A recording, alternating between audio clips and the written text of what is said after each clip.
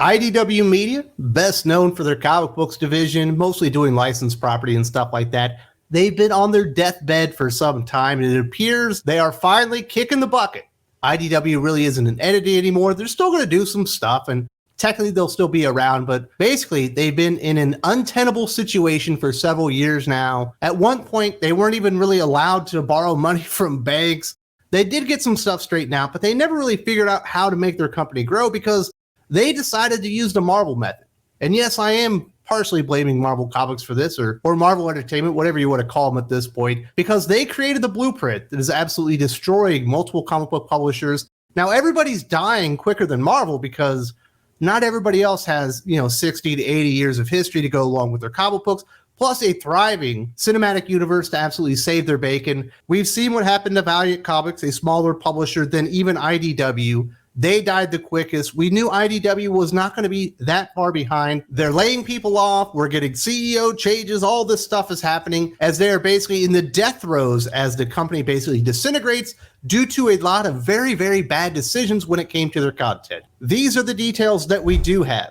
IDW Media Holdings, the company that includes a prominent comic division and an entertainment division behind such series as Sci-Fi's Winona Earp, BBC America Netflix's Dirk Gently's Holistic Detective Agency, and Netflix's Lock and Key, said Thursday it is undergoing cost-cutting measures, including reducing its workforce by more than a third, delisting from the New York Stock Exchange, and making changes to senior management in response to, quote and unquote, operational challenges.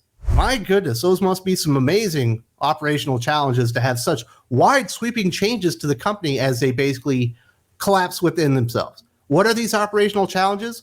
Well, it's nothing that we don't know about. They decided that they were going to be Marvel Junior, that the actual comic books division that was creating all the content and the stories, most of which they didn't own because they were licensed property, was actually the least important thing in the room because they were going to be like a shared cinematic universe. So they had all these IPs that they had published over the years that people knew about, even though they didn't really know about them.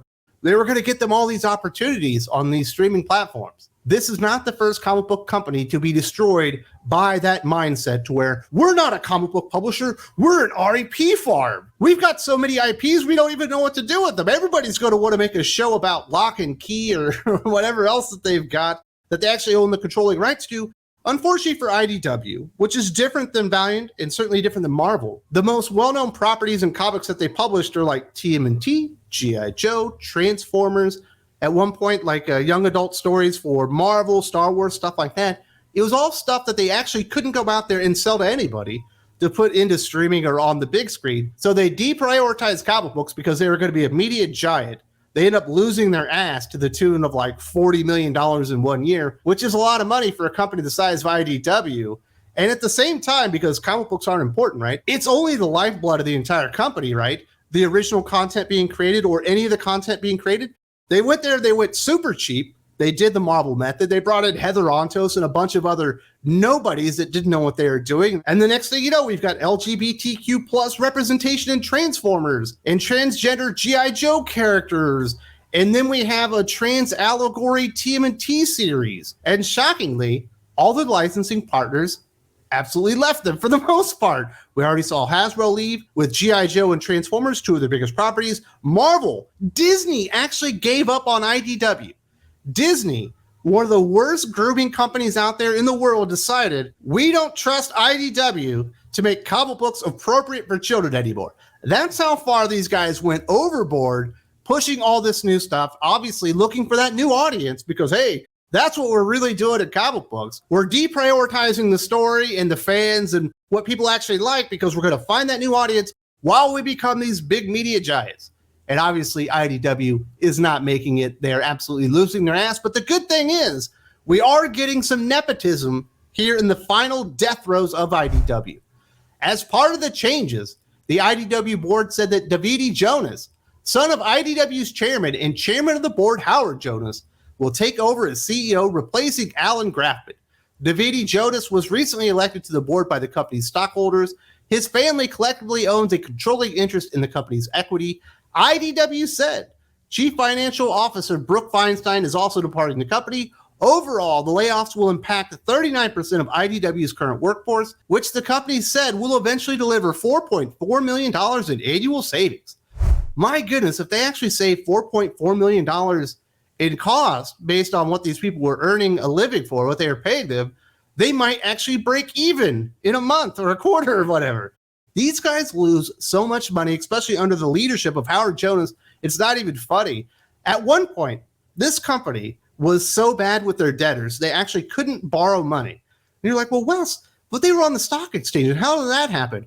Howard Jonas, who was on the board at the time, just paid off all the debts, took it all to himself, ended up taking portions of the company, made himself the CEO, and basically was able to get them in there because they're debt-free, because the actual company owes the CEO so much money, they'll never actually be able to pay him off. And what do you get with that? Well, shockingly, just surprisingly, his son all of a sudden just takes over the company as the CEO of the company. And Howard Jonas is like the chairman of the board. My bad. I think I called him the CEO there a few seconds ago. That is not the case. Do we think this will make a difference? Absolutely not. But he gets to put it on his resume, I guess.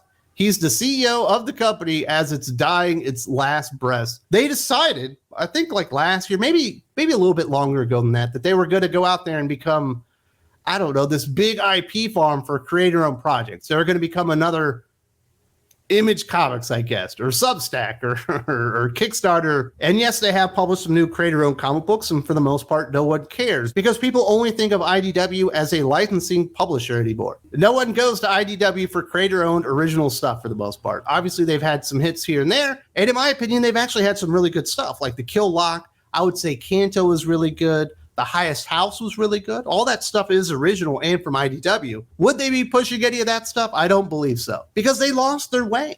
Looking for that new audience, they deprioritized comic books, hired the worst people in the world, destroyed all the characters, and then in doing so, actually destroyed their relationships with the licensing companies themselves. That's why we're here where we are. The last details we have are, last year, IDW Entertainment revealed projects in development with Anime Studios, Cartoon Network Studios, HBO Max, Universal Content Productions, Universal International Studios, and Warner Brothers Television, all based on graphic novels and comics from IDW Publishing and Top Shelf Productions. The future of the company's entertainment efforts have been thrown in limbo by the dramatic cuts in the division.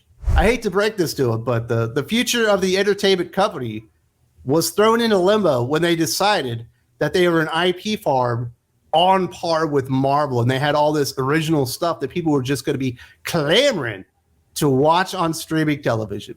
It was never there. They never prioritized that as a company.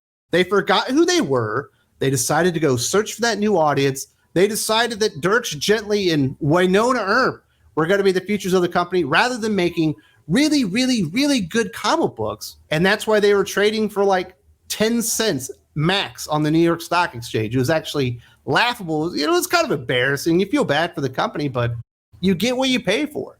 You go out there and hire idiots like Chris Ryall and make them your publisher, you get really bad comic books. You go out there and hire idiots like Heather Antos to work on Star Trek, you get really bad Star Trek content. For a lot of companies out there, just being a comic book publisher isn't enough.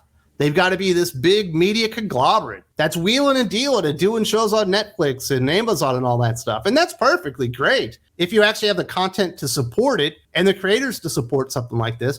Even if any of the stuff that IDW was doing with Netflix or HBO or any of that stuff ever actually took off, they haven't hired really any good writers for like 4 or 5 years now.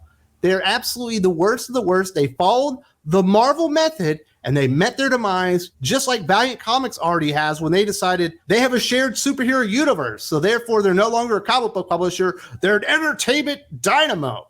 Well, the truth is you're nothing. You got nothing. The entire company is a joke, and you have basically graduated from being in hospice care to actually being in the ICU now because you're basically a dead company. Where did this all come from? There's been a lot of really bad decisions. There's been a lot of money lost. I actually made this video almost 4 years ago to the day explaining why IDW was firing their CEO then and how they had lost like $50 million. If you haven't seen this video, definitely check this one out to see how we got here. There's also a link in the video description.